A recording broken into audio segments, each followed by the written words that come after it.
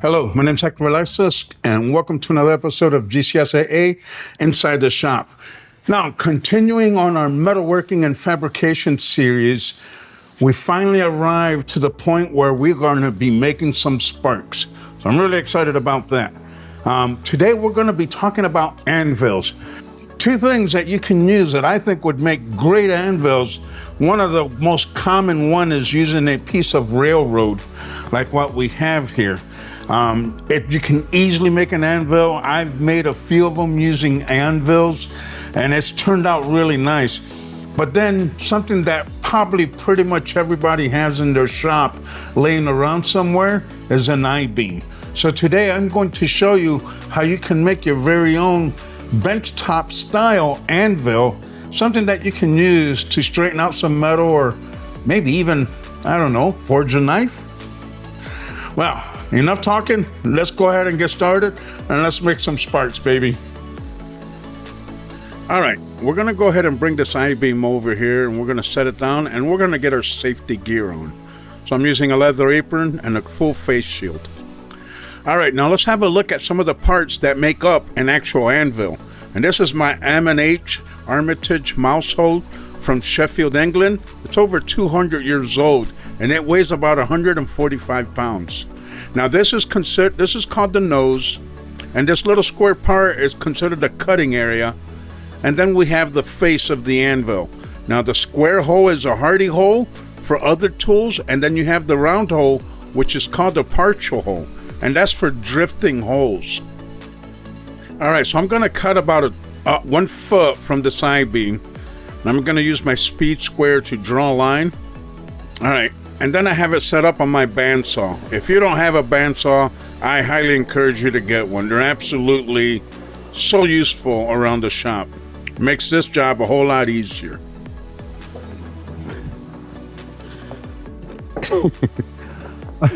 My cat. Okay, so we could stop here, right? This would work. This would do a really good job. We could bang on this thing and we can make it work.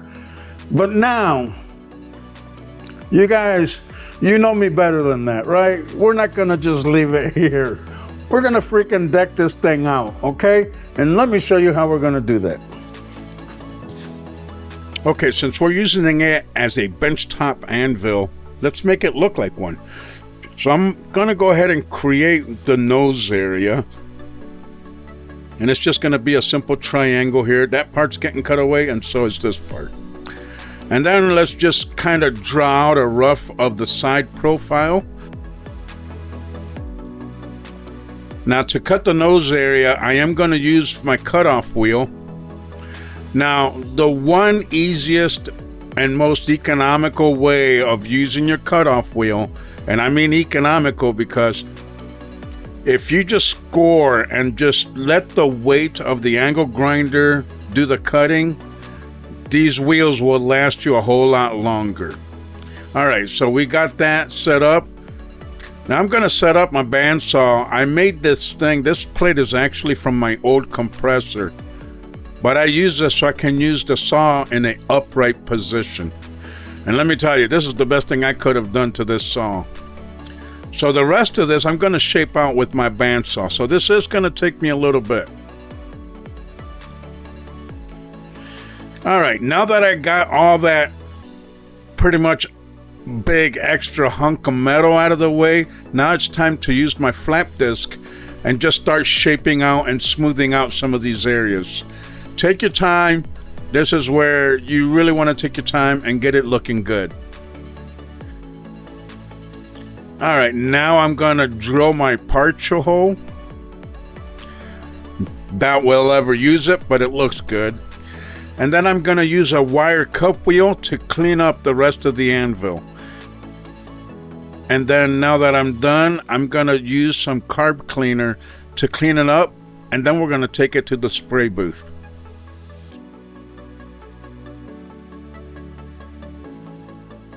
Check it out, you guys.